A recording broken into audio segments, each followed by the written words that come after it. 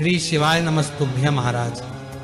आप सभी लोग जानते हैं नवरात्रि की अष्टमी के दिन किया जाने वाला एक कनेर के फूल वाला उपाय ऐसा उपाय है जिस उपाय को अगर आप कर लेते हैं तो आपकी सालों पुरानी मनोकामना ही क्यों ना हो, बड़ी से बड़ी मनोकामना ही क्यों ना हो, वह पूरी हो जाती है। क्योंकि इस एक कनेर के फूल को नवरात्रि की अष्टमी तिथि के दिन करने से माता रानी हमसे प्रसन्न होती है, भगवान शिव हमसे प्रसन्न होते हैं और वह हमारी मनोकामना पूरी करते हैं। और महाराज ध्यान रखिए, ये उपाय साल में सिर्फ शारदीय नवरात्रि की अष्टमी के दिन ही किया जाता है और हमने इस उपाय को अपनी अभी की कथा में बताया हुआ है। और महाराज इस बार नवरात्रि की अष्टमी तिथि 30 सितंबर 2025 के दिन है और आपको यह उपाय इसी दिन करना है। इस उपाय को कोई भी कर सकता है, चाहे आप स्त्री हो या पुरुष, और बच्चे भी उपाय को कर सकते हैं। महाराज अब हम जानते हैं कि यह उपाय को करने की विधि क्या है और हमें किस समय यह उपाय करना है। सबसे पहले आप इस उपाय को सुबह भी कर सकते हैं और शाम के समय भी कर सकते हैं। सुबह करेंगे तो 1 लोटा जल साथ में लेकर जाना, शाम को करेंगे तो एक शुद्ध देसी गाय का घी का दीपक आपको लेकर जाना पड़ेगा, क्योंकि ये उपाय आपके ही घर के पास में जो शिव जी का मंदिर हो वहां पर होगा। इस उपाय में आपको सिर्फ एक कनेर का फूल चाहिए पड़ेगा। कनेर का फूल पीले कलर का होता है और ये कनेर का फूल आपको आसानी से कहीं पर भी लगा हुआ मिल जाता है, इसीलिए इस फूल को ढूंढने में आपको कोई परेशानी नहीं होगी। जब आप उपाय करें तो शुद्धता का ध्यान रखिएगा, मतलब स्नान करके ही उपाय को कीजिएगा।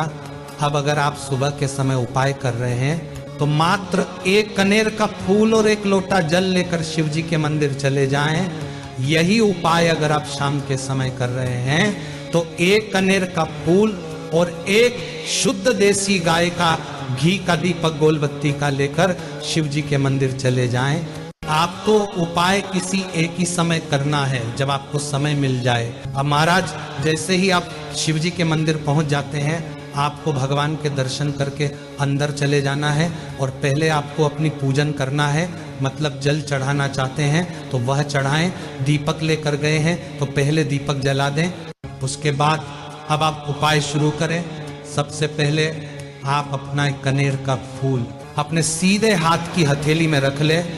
इसके बाद में सबसे पहले इस 1 कनेर के फूल को आपको बस शिवजी की शिवलिंग के ऊपर स्पर्श करना है, मतलब कि छुआना है, चढ़ाना नहीं है। शिवलिंग के ऊपर इस कनेर के फूल को छुआकर अब आप इस कनेर स्थान पर छुआए, जो कि जलधारी के बिल्कुल बीचों बीच में माता अशोक सुंदरी जी का स्थान होता है। इसके बाद में अब ध्यान से सुने कि इस कनेर के फूल को आपको शिवलिंग के पीछे जो जलधारी का भाग होता है वहां पर कुछ ऐसे समर्पित करना है कि कनेर के फूल का जो खिला हुआ भाग हो वह शिवलिंग की तरफ हो और फिर आपको ये कनेर का फूल शिवलिंग के पीछे जो जलधारी का भाग होता है वहां पर चढ़ा देना है।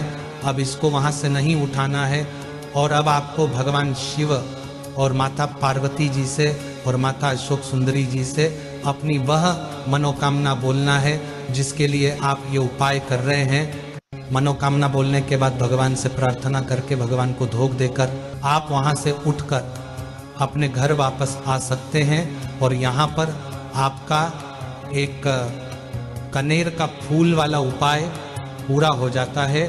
हमारा ध्यान रखिए, ये उपाय सिर्फ शारदीय नवरात्रि की अष्टमी तिथि के दिन करना है, इसके अलावा और किस दिन नहीं करना है।